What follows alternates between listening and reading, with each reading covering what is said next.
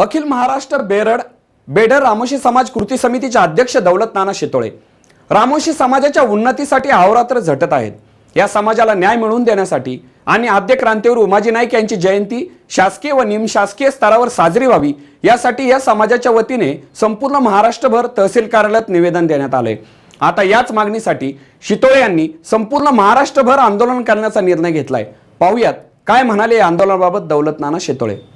रामोशी समाज एक असा समाज की सध्या जो मुख्य प्रवाहापासून बाजूला आहे किंवा उपेक्षित आहे आणि याच समाजाला मुख्य प्रवाहात आणण्यासाठी सध्या दौलत नाना शितोळे प्रयत्नशील आहेत।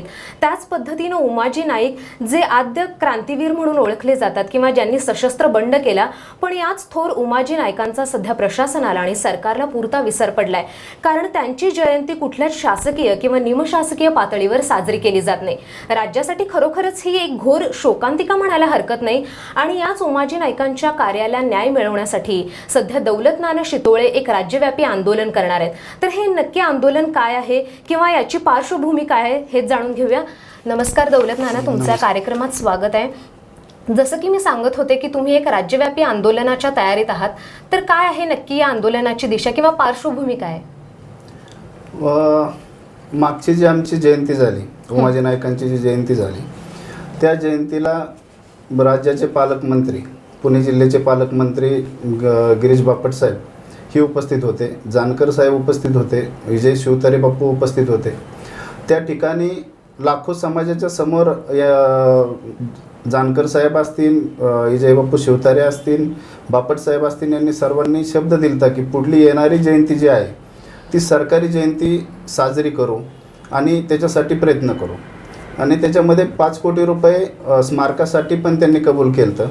पण आम्हाला त्या निधीपेक्षा किंवा स्मारकाच्या याच्यापेक्षा महत्त्वाचा जो विषय आहे, ज्याचं ते स्मारक आहे, ती व्यक्तीच अजून आद्य क्रांतिकारक होती का दरोडेखोर होती ही म्हणजे आम्हालाच माहीत नाही किंवा समाजाला माहीत नाही। तर याच्यामुळं आम्हाला सगळ्यात महत्त्वाचा विषय आहे की उमाजी नाईक हे पहिले आद्य क्रांतीवीर होते। हे दुनियामध्ये सगळं जग म्हणतं की उमाजी नाईक आद्य क्रांतीवीर होते। पण त्याच्यामध्ये सरकारने म्हटलं पाहिजे, सरकारने त्या पद्धतीने जार काढला पाहिजे। आम्ही 1 वर्ष पाठपुरावा केला आणि आता येणारी 2 महिन्यावर जयंती आली आणि त्याच्यानंतर मध्ये आम्ही बापट साहेबांना भेटलो। मुख्यमंत्र्यांची पण वेळ आम्ही 1-8 दिवसामध्ये घेणार आहे।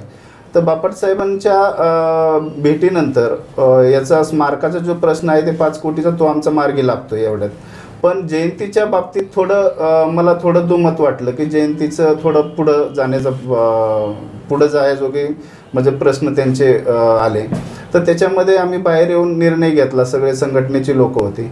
खऱ्या अर्थानं आमदार बाबूराव पाचरने आपल्या शिरूर तालुक्याचे आमदार त्यांच्या प्रयत्नाने आपण BJPच्या जवळ गेलेलो, म्हणजे माझे संबंध त्या व्यक्तीशी किंवा BJPशी चांगल्या पद्धतीने आहे। पण समाजामुळं मला सरकारच्या विरोधात आज जावं लागते, कारण मला पहिला समाज महत्त्वाचा आहे आणि त्याच्यानंतर पक्ष महत्त्वाचा आहे। तर मी ह्या ठिकाणी आपल्याला सांगू इच्छितो की याच्यामध्ये तो शब्द जी आपल्याला दिलता त्या शब्दाशी थोडं मला मागं पुढं व्हायला लागलेलं आहे। त्याच्यामुळं मी आता निर्णय घेतलेला आहे, महाराष्ट्रातील सर्व कृती समितीच्या बड्या नेत्यांनी निर्णय घेतलेला आहे की आपल्याला आता आंदोलनाशिवाय पर्याय नाही।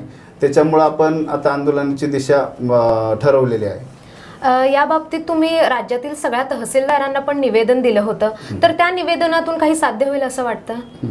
त्याच्यामध्ये काय झालं मॅडम की आपण महाराष्ट्रामध्ये एक 15 दिवसापूर्वी आम्ही मीटिंग घेतली आणि बॉडीची मीटिंग घेतल्यानंतर त्या मीटिंगमध्ये आपण एक पहिलं पाऊल टाकायचं म्हणून 27 तारखेला आपण पूर्ण महाराष्ट्रभर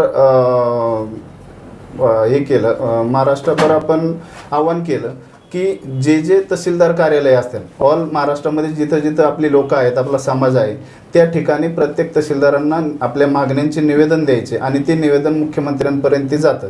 तर त्याच्यामुळं आम्ही आवाहन केल्यानंतर पूर्ण महाराष्ट्रभर एकही असा जिल्हा राहिला नाही की एका दिवसामध्ये पूर्ण महाराष्ट्रभर आमचे निवेदनं गेली।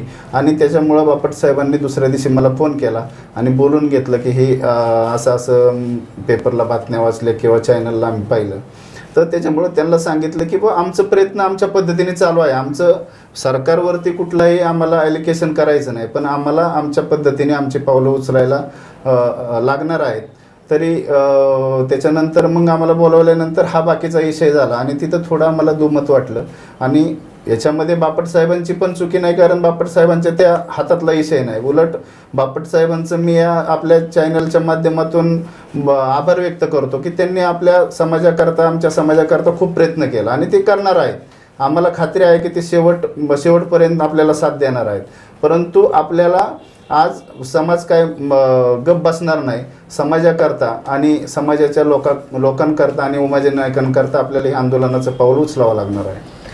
असं म्हटलं जात होतं की जयंतीचा हा जो विषय आहे, एखाद्या क्रांतिकारकाची जयंती जर शासकीय पातळीवर साजरी करायची असेल तर त्याला केंद्राची परवानगी लागते. हे खरं आहे का? म्हणजे त्यासाठीच सरकार थोडीशी टाळाटाळ करतो, असा काही विषय नाही. असं सरकार म्हणजे केंद्र सरकारची त्याला काय परवानगी लागते अशातला काय भाग नाही आहे. हे महाराष्ट्र शासनाच्याच अखत्यारीमधला विषय आहे.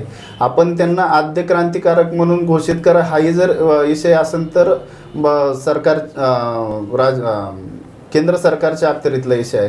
पण हा विषय राज्य सरकार, कारण उमाजी नायकांना क्रांतिकारक घोषित करा आणि उमाजी नायकांची जी आपली महापुरुषाची यादी आहे त्या महापुरुषांच्या यादीमध्ये उमाजी नायकांचं नाव यावं आणि जी सरकारी जयंती, उमाजी नायकांची सरकारी जयंती साजरी व्हावी व शासकीय निमशासकीय कार्यालयामध्ये त्यांचे फोटो लागावेत, हे आपली मागणी आहे. आणि ही महाराष्ट्र शासनाच्या अखत्यारीतला विषय आहे. असा केंद्र सरकारच्या याच्यातला विषय नाही येतो. नानांसोबतची चर्चा अशीच सुरू राहणार आहे, पण तत्पूर्वी घेऊयात एक छोटीशी विश्रांती. सर्वाधिक वितरण, सर्वात कमी जाहिरात दर आणि जाहिरातदारांचा सर्वाधिक फायदा फक्त इथेच. साप्ताहिक संवाद वाहिनी ठरलंय ISO आंतरराष्ट्रीय मानांकन मिळवणारं एकमेव मराठी वृत्तपत्र. याचा आम्हाला सार्थ अभिमान आहे. आम्ही समोर ठेवतो गावनिहाय वितरण, संपूर्ण वितरण पाहण्याची ही संधी देतो, जी इतर कोठेही दिली जात नाही. कारण आम्ही जोपासली विश्वासार्हता 16 वर्षांची. वितरण आकडेवारी: शिरूर शहर, उपनगरे, बाबूराव नगर 15,310 वितरण. संपूर्ण पुणे नगर हायवेवर सर्व गावांसह 39,500 वितरण.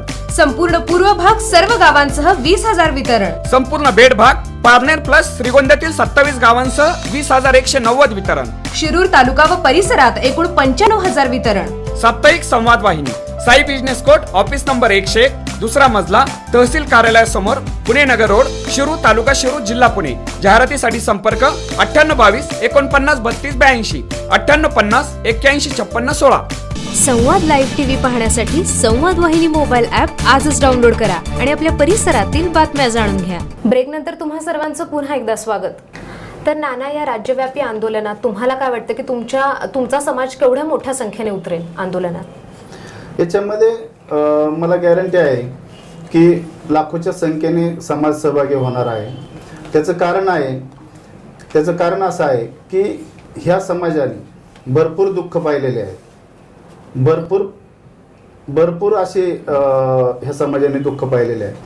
त्याच्यामुळे ह्या समाजाला आता कळालेलं आहे की आपण रस्त्यावर उतरल्याशिवाय आपल्याला न्याय मिळणार नाही आणि आपण काय एकत्र यावं नाही.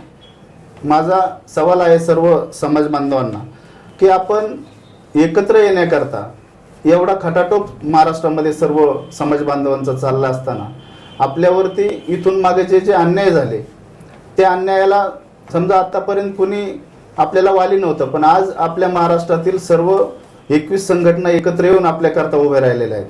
तर त्याच्यामुळं मला अशी आपल्या माध्यमातून विनंती करावीशी वाटते समाजाला की याच्यामध्ये येणाऱ्या ह्या संपूर्ण मोर्चामध्ये ज्या वेळेस सातारा जिल्ह्याचा मोर्चा असेल तर सातारा जिल्ह्यातल्या पूर्ण महिला असत्यान, पुरुष असत्यान, मुलं असन, ह्या सर्वांनी एक दिवस आपला त्याग आपल्या समाजाकरता, आपल्या राजाकरता ते एक दिवस काढून त्या ठिकाणी आपण जातीनिशी हजर राहायचंय. मी एक कठोर शब्द असं वापरन की जर माझ्या समाजामध्ये किंवा माझ्या घरामध्ये जर एखादी मयत झाली असेल तर ते मयत मी ती मोर्चा झाल्यानंतर ती मयत करेन, असं एक मी आपल्या माध्यमातून सांगायचं वाटतं. दुसरी गोष्ट अशी की याच्यामध्ये हा कठोर शब्द वापरायचं कारण पण असं आहे की समाज असा आहे की एका गावामध्ये जर 10 घरं असतील तर त्या 10 घरामधले एका मिरीचं कुठलंही जमत नाही. म्हणजे 5 घरं एक साईडला, 5 घरं एक साईडला. त्याच्यामुळं हा समाज आमचा माग आहे. याच्यामध्ये मी समाजाला विनंती करतो की ही सगळं बाजूला ठेवून ह्या येणाऱ्या मोर्चामध्ये आपण सहभागी व्हावं. आणि जर आपण सहभागी झालो नाही, आता जर रोडवरती उतरलो नाही, तर आपल्यासाठी कुणीही येणार नाही, आपला समाज नाही, आम्ही नाही, कुणीही येणार नाही. आणि आपल्या माध्यमातून मी परत एकदा सगळ्यांना विनंती करतो की जर ह्या आंदोलनामध्ये एखादं कुटुंब जर म्हणलं मला काम आहे आणि मी येत नाही, मला काही घेणं देणं नाही, तर समाजाला सुद्धा त्याचं इथून पुढे काही घेणं देणं राहणार नाही. समाज त्या व्यक्तीला, त्या कुटुंबाला त्याच्या समाजापासून पूर्णपणे बाजूला काढण्यात येईल. त्याच्या कुठल्याही कार्यात आपल्या रामोशी समाज जाणार नाही किंवा त्याच्याशी कुठलंही नातं ठेवणार नाही, असं ह्या ठिकाणी मला आवाहन करावं असं वाटतं. कारण हे कारण असं आहे की ही समाजाकरता आहे, ही एका व्यक्तीकरता नाहीये. तुम्ही रामोशी म्हणून स्वतः म्हणून घेता, आम्ही मोठे लढवये होतो म्हणून घेता, पण ज्या राजाच्या नावाखाली, ज्या राजाचं रक्त तुमच्या अंगात आहे, त्या राजाला आतापर्यंत न्याय मिळाला नाही, तुम्हाला काय न्याय मिळणार आहे? त्याच्यामुळे मी विनंती करतो की ज्या राजाला आपण न्याय मिळवून द्यायचा आहे, त्या राजाकरता रोडवर उतरा. आपल्याला जी काय करावं लागेल ती करू. तुमच्यासाठी मी तुमच्या पाठीमागे आहे, कृती समिती महाराष्ट्रातली तुमच्या पाठीमागे आहे.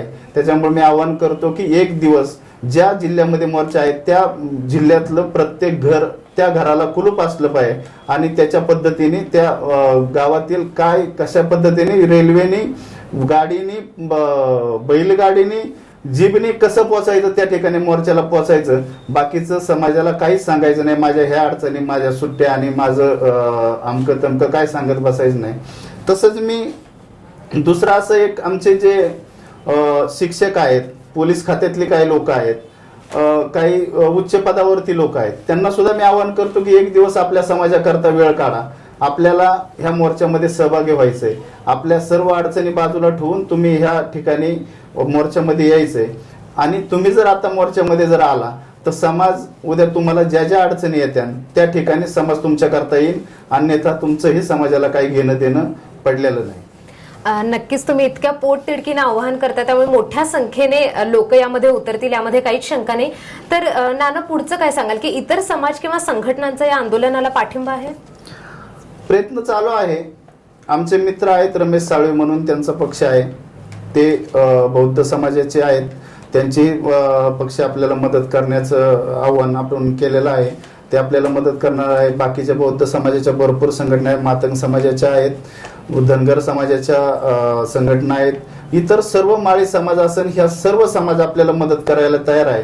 त्याचं कारण असं आहे मॅडम की ही लढाई उमाजी नाईकांच्या जयंती करता आहे. आणि उमाजी नाईक ज्यावेळेस फासावर गेले, एकट्या रामोशीकरता गेले नाहीत किंवा एकट्या बौद्ध समाजाकरता गेले नाहीत. उमाजी नाईक हे सर्व समाजाकरता लढा त्यांनी उभारला होता आणि सर्व समाजाकरता ते फासावर गेले. त्याच्यामुळे याच्यामध्ये सर्वांचं अधिकार आहे की ह्या मोर्चामध्ये, ह्या आंदोलनामध्ये सर्व समाजाने एकत्र येऊन उमाजी नाईकांना न्याय मिळवून देण्याचं काम करायचं आहे. आता उमाजी नाईकांच्या जयंती बरोबरच आणखी कोणत्या रामोशी समाजाच्या मागण्या तुम्ही केलेल्या आहेत सरकारकडे? आता याच्यामध्ये जे सरकारकडे मागणी महत्वाची म्हणजे आमचे रामोशी वतनाची मागणी आहे किंवा उमाजी नाईकांचं राष्ट्रीय स्मारक स्थापन व्हावं याच्याकरता 5 कोटी रुपये बापट साहेबांनी कबूल पण केलेला आहे आणि ते वेगळ्या एक चांगल्या दिशेने पण वाटचाल चालू आहे. येत्या जयंतीपर्यंत त्याचं काही ना काही आपल्याला कळणार पण आहे. त्याच्यानंतर रामोशी समाजाला अनुसूचित जातीमध्ये समाविष्ट करण्यात यावं ही एक मागणी आहे. नानांसोबतची चर्चा अशीच सुरू राहणार आहे, पण तत्पूर्वी घेऊयात एक छोटीशी विश्रांती. सर्वाधिक वितरण, सर्वात कमी जाहिरात दर आणि जाहिरातदारांचा सर्वाधिक फायदा फक्त इथेच. साप्ताहिक संवाद वाहिनी ठरलंय ISO आंतरराष्ट्रीय मानांकन मिळवणारं एकमेव मराठी वृत्तपत्र. याचा आम्हाला सार्थ अभिमान आहे. आम्ही समोर ठेवतो गावनिहाय वितरण, संपूर्ण वितरण पाहण्याची ही संधी देतो, जी इतर कोठेही दिली जात नाही. कारण आम्ही जोपासली विश्वासार्हता 16 वर्षांची. वितरण आकडेवारी: शिरूर शहर, उपनगरे, बाबुराव नगर 15,310 वितरण. संपूर्ण पुणे नगर हायवेवर सर्व गावांसह 39,500 वितरण. संपूर्ण पूर्व भाग सर्व गावांसह 20,000 वितरण. संपूर्ण बेड भाग पारनेर प्लस श्रीगोंद्यातील 27 गावांसह 20,190 वितरण. शिरूर तालुका व परिसरात एकूण 95,000 वितरण. साप्ताहिक संवाद वाहिनी, Sai business court, office number 101, दुसरा मजला, तहसील कार्यालयासमोर, पुणे नगर रोड, शिरूर, तालुका शिरूर, जिल्हा पुणे. जाहिरातीसाठी संपर्क 9822 49 32 82, 9850 81 56 16. संवाद लाईव्ह टीव्ही पाहण्यासाठी संवाद वाहिनी मोबाईल ॲप आजच डाउनलोड करा आणि आपल्या परिसरातील बातम्या जाणून घ्या. ब्रेकनंतर तुम्हा सर्वांचं पुन्हा एकदा स्वागत. तर नाना, छत्रपती शिवाजी महाराजांच्या काळामध्ये रामोशी समाजाला वतनं दिली जात होती असं आम्ही ऐकलंय, पण तोच समाज आता भूमिहीन झालाय. तुम्ही काय सांगाल की याच्या बाबतीतली कारणं काय असू शकतात? नाही, त्याच्या मागचे जे कारणं आहेत ते अशा पद्धतीने आहेत की समाज भोळा समाज आहे, इमानदार समाज मानला जातो. रामोशी समाज हा महाराष्ट्रामध्ये आपण जर कुणाला जर विचारलं तरी रामोशी समाज इमानदार मानला जातो. आणि ज्यावेळेस इमानदार समाज असतो त्यावेळेस एखाद्या व्यक्तीवरती विश्वास टाकतो. समजा मला रामोशी वतन मिळालं, मी आपल्यावरती विश्वास टाकला की ही माझी समजा 100 एकर जमीन आहे, तर तुम्ही ते इसरपावती करणे किंवा एक धान्याचं पोतं देणं किंवा अजून काय आमिष दाखवणं, त्याच्यानंतर त्याचं वाचन नसल्या कारणाने, शाळा नसल्या कारणाने त्याचं कुठेतरी सही घेणे, अशा कारणामुळं कमीत कमी 70% वतनं रामोशींची हडप केलेले आहेत. आणि याच्यामध्ये चांगली मोठे लोक आहेत. खऱ्या अर्थानं मी आपल्यासमोर सांगावं असं वाटतं की याच्यामध्ये रामोशी वतन म्हणजे आपण पुण्याचं जरी उदाहरण घेतलं तर पुण्यामध्ये वडगाव शेरी असन, खराडे असन किंवा बालेवाडी असन, कलेक्टर कचेरी असन किंवा इतर पुण्याला पूर्ण लाखो एकराचा रामोशी वतन आहे.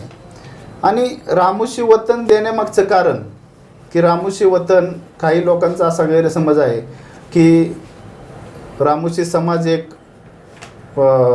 दुर्बीळ समाज किंवा रामोशी समाज एक दरोडेखोर समाज किंवा गुन्हेगारी जमात म्हणून आजपर्यंत त्या समाजाकडे पाहिलं जाते. पण जर मला असा प्रश्न आहे सर्व या समाजाला की जर रामोशी समाज जर दरोडेखोर असता, रामोशी समाज जर चोऱ्या करत असता, तर रामोशी समाजाला वतन द्यायचं कारण काय होतं? कारण वतन देणं बाकीची समाजाला वतन म्हणजे जसं मार वतन आहे, जसं रामोशी वतन आहे, हे दोनच वतन सगळ्यात मोठे आपल्या महाराष्ट्रामध्ये आहेत. की रामोशी समाज लढवय्या समाज होता.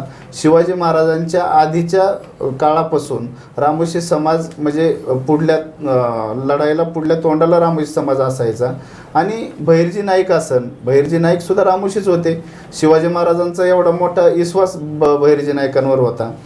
फक्त उमाजी नाईकांच्या काळामध्ये जी काही लोक होती, उमाजी नाईकांसंग जे बाकीचे सैनिक होते, यांना काही लढायला पैसा नसल्या कारणाने उमाजी नाईक मोठ्या जे बलदांड असे पैशावाले जे बाकीचे जे लोक असायचे, तर त्यांच्याकडून ती लूट करायचे, ह्या लोकांना गोरगरिबांना द्यायचे आणि गोरगरीब लोकांना उभं करून आपली सैन्यात सामील करून लोकांकरता ते लढा उभं राहायचे.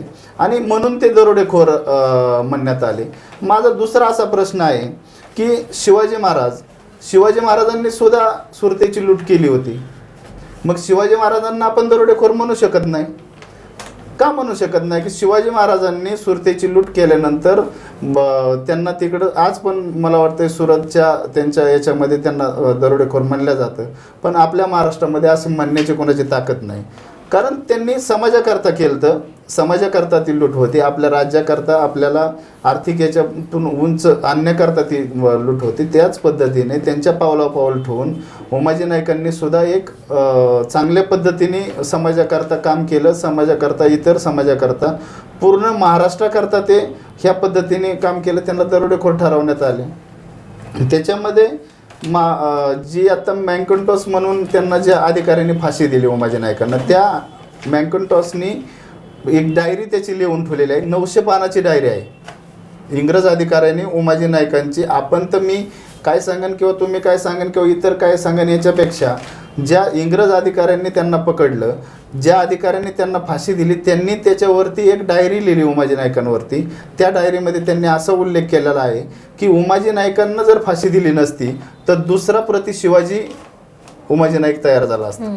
म्हणजे हे आम्ही म्हणत नाही, इंग्रज सरकारचा जो मॅकॅन्टॉस म्हणून अधिकारी होता त्या अधिकाऱ्यांनी त्या ठिकाणी त्यांना सांगितलेलं आहे, त्यांनी लिहून ठेवलेलं आहे. आणि त्याच्या याच्यावरती ती जर डायरी वाचली तर आज पण 4 माणसाच्या अंगावरती येतात, असा इतिहास आहे.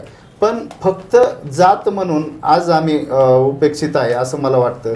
की याच्या रामोशी समाजातला उमाजी नाईक म्हणून आम्हाला काय बाकीचे जे काही त्रास होतोय आता, की रामोशी समाजातला असल्यामुळे आमची जयंती साजरी होत नाही का, अशी आमची कधी कधी शंका होते.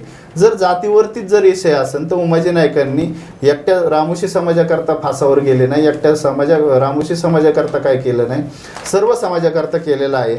आणि इथून पुढची लढाई आमची, आज आम्ही म्हणजे जी शंख फुकलेला आहे, युद्ध पुकारलेलं आहे, ह्या पद्धतीने आमचं इथून पुढच्या काळामध्ये चालू राहील. आणि मी आपल्या माध्यमातून सरकारला असं सांगतो की ही लढाई एक सुशिक्षित पद्धतीने आणि एक व्यवस्थित याच्या पद्धतीने आमची चालू आहे. आम्ही कुठं गालबोट लागून देणार नाही, ही आम्हाला खात्री आहे. पण याच्यामध्ये आपण सरकारनेही शहाणं व्हावं आणि बाकीच्या अधिकाऱ्यांनीही शहाणं व्हावं की रामोशी समाज ठराविक काळापर्यंत त्या पद्धतीने आंदोलन करू शकतो. जर त्या काळाच्या पुढं जर गेलं तर रामोशी समाजाला महाराष्ट्रातील कुठलंही अधिकारी, कुठलीही पोलीस रोखू शकत नाही. कारण ती माझ्या हातामधला विषय राहणार नाही, कृती समितीच्या हातामधला विषय राहणार नाही. रामोशी समाज आपण गुन्हेगार ठरवलेला आहे. आणि जर रामोशी समाजाला जर गुन्हेगार तुम्ही मानत असताना आणि रामोशी समाज गुन्हेगारीने जर आंदोलनं जर केली तर ह्या महाराष्ट्रातले पोलीससुद्धा कमी पडू शकतात, असं मला या ठिकाणी सांगावं असं वाटतं. आमच्या मागण्या तुरंत मान्य करावा. 2 महिने आता उरलेले आहेत. आपण शब्द दिलेला आहे.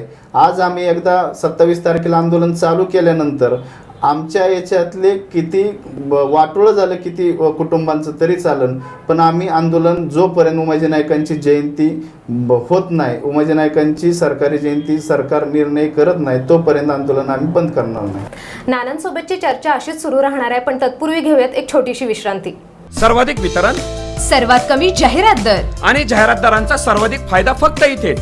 साप्ताहिक संवाद वाहिनी ठरलंय ISO आंतरराष्ट्रीय मानांकन मिळवणारं एकमेव मराठी वृत्तपत्र. याचा आम्हाला सार्थ अभिमान आहे. आम्ही समोर ठेवतो गावनिहाय वितरण, संपूर्ण वितरण पाहण्याची ही संधी देतो, जी इतर कोठेही दिली जात नाही. कारण आम्ही जोपासली विश्वासार्हता 16 वर्षांची. वितरण आकडेवारी: शिरूर शहर, उपनगरे, बाबूराव नगर 15,310 वितरण. संपूर्ण पुणे नगर हायवेवर सर्व गावांसह 39,500 वितरण. संपूर्ण पूर्व भाग सर्व गावांसह 20,000 वितरण. संपूर्ण बेड भाग पारनेर प्लस श्रीगोंद्यातील 27 गावांसह 20,190 वितरण. शिरूर तालुका व परिसरात एकूण 95,000 वितरण. साप्ताहिक संवाद वाहिनी, Sai business court, office number 101, दुसरा मजला, तहसील कार्यालयासमोर, पुणे नगर रोड, शिरूर, तालुका शिरूर, जिल्हा पुणे. जाहिरातीसाठी संपर्क 9822 49 32 82, 9850 81 56 16. संवाद लाईव्ह टीव्ही पाहण्यासाठी संवाद वाहिनी मोबाईल ऍप आजच डाउनलोड करा आणि आपल्या परिसरातील बातम्या जाणून घ्या. ब्रेकनंतर तुम्हा सर्वांचं पुन्हा एकदा स्वागत. तर अशा या रामोशी समाजाला आपण नेहमी म्हणतो की मागे पडलाय, तर या समाजासाठी आपण काहीतरी करावं असं तुम्हाला कधी वाटलं?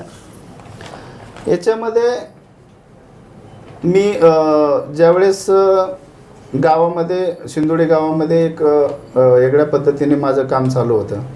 याच्यामध्ये मच्छी व्यवसाय असल्या कारणाने आमच्या गावामध्ये भिल्ल समाजाची लोकसंख्या बऱ्यापैकी आहे आणि पूर्ण गोडधरणामध्ये त्यांचा संबंध आहे. भरपूर डॅमच्या कडेने लोक आहेत. तर त्याच्यामध्ये बाहेरची परप्रांतीय लोक काही टायमाला त्या ठिकाणी मच्छीमार करायचे आणि ह्या लोकांना त्याच्यापासून बऱ्याच अडचणी यायच्या की बारीक मासे मारल्यानंतर त्या ठिकाणी त्यांना त्या अडचणी यायच्या. तर त्याच्यानंतर ती लोक सगळी माझ्याकडे आल्यानंतर बाकीचा आम्ही आंदोलनाचा इशारा दिला आणि त्यावेळेस आम्ही पहिला मोर्चा शिरूर तहसील कार्यालयावरती काढला. त्यावेळेस एक 500,000 लोक सहभागी झाले. पण तिथून पुढं मला समजलं की आपण जर आंदोलनाच्या माध्यमातून जर गेलो तर नक्कीच आपल्याला यश मिळतं म्हणून. आणि समाजाच्या आजच्या स्थितीबद्दल तुम्ही काय सांगाल? म्हणजे शिक्षणाचा पाहिजे तेवढी जागृती किंवा प्रचार प्रसार झालाय? नाही, शिक्षण काय झालंय मॅडम माहिती आहे का, शिक्षण हा विषयच समाजामध्ये आमच्या कमी प्रमाणात आहे. बाकीचं आता तसं काय खूप शिकलेले आहेत. आता आमच्या समाजातले 2 जज आहेत, पोलीस अधिकारी आहेत, भरपूर काय अशी अधिकारी वर्ग आहे. पण बऱ्याच ठिकाणी असं होतं की समाज जो उपेक्षित समाज आहे, जो शिक्षणापासून वंचित आहे, यांच्यापर्यंत आत्तापर्यंत कोणी काय गेलं नाही. आता खरी लुस्कान हीच आहे की समाज आमचा शिक्षित नाही आहे आणि ह्या समाज याच्यामध्ये बाकीच्या ज्या अडचणी येतात शिक्षणाच्या वगैरे, फक्त ह्या अडचणी मला असं वाटतं की ह्या अडचणी फक्त ठराविक अडचणी मानल्या तर अडचणी आहेत, पण त्या अडचणी न मानल्या तर मला वाटतं बरं होईल. की काही ठिकाणी आपण जर विचारलं तर शिक्षणाकरता आमच्याकडे पैसे नाहीत किंवा शिक्षणाकरता आम्हाला अडचणी आहेत असे आपल्याला लोकांचे शब्द येतात. पण मला असं काय वाटत नाही की शिक्षणाला असं काय पैसे लागतात की आपण 2 टाईम खाण्या इतकं जर आपल्याला पैसे असते आणि बाकीचे पुस्तकं अमकं तमकं बाकीचं सरकार पुरवते, कपडा लत्ता घेण्यापुरतं जर आपल्यात दानत नसेल तर आपण जगून तरी काय करायचं? म्हणजे आपण मेलेलं बरं ना. म्हणजे त्या मुलांना आपण सांभाळू शकत नाही, शिक्षण करू शकत नाही. त्याच्यामुळं ती एक मला एक वेगळं असं वाटतं. आणि याच्यामध्ये आता बाकीच्या समाजामध्ये बऱ्याच अपेक्षा असते की आपल्याला ह्या समाजाने मदत करावी, समाजातल्या व्यक्तीने मदत करावी, पण कुणाला काय पडलेलं नसतं मॅडम. याच्यामध्ये मी आपल्या माध्यमातून एकच सांगतो की याच्यामध्ये ज्याने त्याने आपलं पाय राहावं, आपल्या ताकदीनुसार आपण पुढं जावं. आपलं शिक्षण एकदम म्हणजे शिक्षणाशिवाय कुठलंच काय होणार नाही. त्याच्यामुळं शिक्षण व्यवस्थित करणे. काही गावांमध्ये आमचा समाज इतका म्हणजे बेकार अवस्थेमध्ये आहे की त्या ठिकाणी जर 1-2 घरं जर असतील तर त्यांना एक तुच्छ नजरेने पाहिलं जातं की त्या लोकांना म्हणजे बुवा ही रामुशी आहेत, यांना म्हणजे कुठलंही यांच्या पाठीमागं कुठलाही समाज नाही आहे किंवा यांच्यातला कुणीही नेता नाही आहे किंवा इतर अशा पद्धतीने त्यांच्याकडे पाहिलं जातं. पण आत्ताच्या ह्या 2 वर्षाच्या काळामध्ये ही पद्धत बदललेली आहे आणि येणाऱ्या काळामध्ये ह्या आंदोलनाच्या माध्यमातून ही वरती आपण जयंती वगैरे हा विषय नंतरचा आहे, पण हे गावातून मेन विषय चालू होणार आहे की हे मोर्चा आंदोलनामध्ये ह्या गावातली लोक जर आपल्या समाजाचे सहभागी झाले तर त्यांची त्या ठिकाणी ताकद वाढणार आहे, त्यांची इज्जत वाढणार आहे आणि त्याच्यानंतर उमाजी नाईकांची वाढणार आहे असं मला वाटतं. हे आंदोलन करून तुम्हाला वाटतं की रामोशी समाज मूळ प्रवाहात येईल? नक्कीच. कारण आम्ही जर कुठं रामोशी समाजाचं एक म्हणजे दैवत म्हणून मानलं जातं उमाजी नाईकांना. आज उमाजी नाईकांना जर कुठं स्थान नाही आहे, उमाजी नाईक कोण होते हेच जर हे नाही स्थान नाही आहे तर रामोशी समाजातल्या लोकांना कसं असणार? त्याच्यामुळं मेन मुद्दा आपण याच्याकरता हाच घेतलेला आहे की उमाजी नाईकांची जर जयंती सरकारी झाली किंवा उमाजी नाईक क्रांतिकारक म्हणून घोषित केलं तर रामोशी समाज ऑटोमॅटिक त्या प्रवाहामध्ये येतोय. आणि आम्ही रामोशी आहे, आमचा हा राजा होता, आमच्या राजाने ही क्रांती केली, ही ऑटोमॅटिक आपलं त्या ठिकाणी एक वेटेज वाढणार आहे. हे आता जे तुम्ही राज्यव्यापी जे आंदोलन करता, या आंदोलनातून ज्या सरकारला मागण्या केल्यात त्या जर पूर्ण झाल्या नाहीत तर तुमचं पुढचं पाऊल काय असेल? हे आंदोलन अजून तीव्र होईल आणि ह्या आंदोलनाला वेगळी दिशा पण मिळू शकते. म्हणजे तीव्र होऊन मी जसं सांगितलं आपल्याला की हा समाज पाहिजे तितका सुशिक्षित नाही. ह्या समाजाला म्हणजे एक चांगल्या प्रवाहात आणण्याचा प्रयत्न माझा आहे, पण हे समाज जर ह्या मागण्यापासून जर वंचित राहिला तर हा समाज गप्प बसणार नाही आणि तिथं मी पण काय करू शकणार नाही. आणि याच्यामध्ये सर्व जबाबदारी सरकारची असणार आहे की इथून पुढच्या काळामध्ये समजा ह्या मागण्या जर आमच्या ह्या जयंतीपर्यंत पूर्ण नाही झाल्या, आंदोलनं बंद होऊ शकत नाही. शेवटपर्यंत जोपर्यंत ही जयंतीचा विषय असेल किंवा इतर मागण्या असतील हे पूर्ण झाल्याशिवाय कुठलंही आंदोलन थांबणार नाही. वेगवेगळ्या पद्धतीने आंदोलन होणार आहे आणि इथून पुढच्या काळामध्ये होणाऱ्या दिवसामध्ये किंवा ह्या 7 तारखेच्या मुंबईच्या मोर्चानंतर अतिशय तीव्र आंदोलन होणार महाराष्ट्रामध्ये घेण्यात येईल. मी आता आपल्याला एक उदाहरण सांगतो की आम्ही 27 तारखेला आव्हान केलं महाराष्ट्रामध्ये की जेवढे तहसीलदार कार्यालय आहेत ह्या सर्व तहसीलदार कार्यालयावरती निवेदनं द्यायची. एक दिवसामध्ये पूर्ण महाराष्ट्रामध्ये निवेदनं गेली.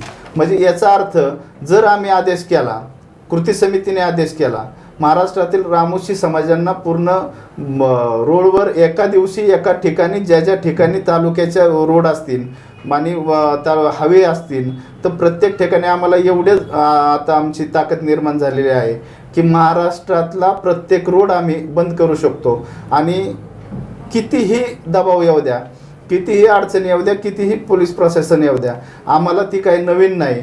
असंही या ठिकाणी मला ठामपणे सांगावं असं वाटतं. रामोशी समाजाला जर त्या पद्धतीने त्या मार्गाने जर तुम्ही बळच नेत असताल तर रामोशी समाज आपल्या जातीव्ययाला सुद्धा टाईम लागणार नाही आणि रामोशी समाज जर जातीव आला तर ह्या महाराष्ट्रातलं पोलीस प्रशासन सुद्धा कमी पडन असं मला या ठिकाणी वाटतं. मराठा क्रांती मोर्चा, त्याच्यानंतर बहुजन क्रांती आणि शेतकऱ्यांनी सुद्धा किसान क्रांती मोर्चा केला.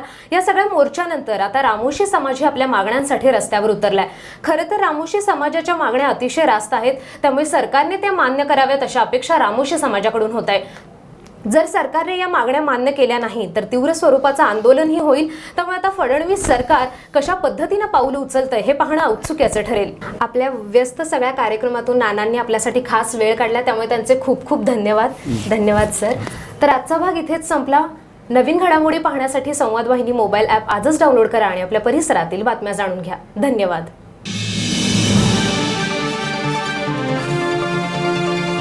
संवाद लाईव्ह टीव्ही, आपला विश्वास, आपलं चॅनल.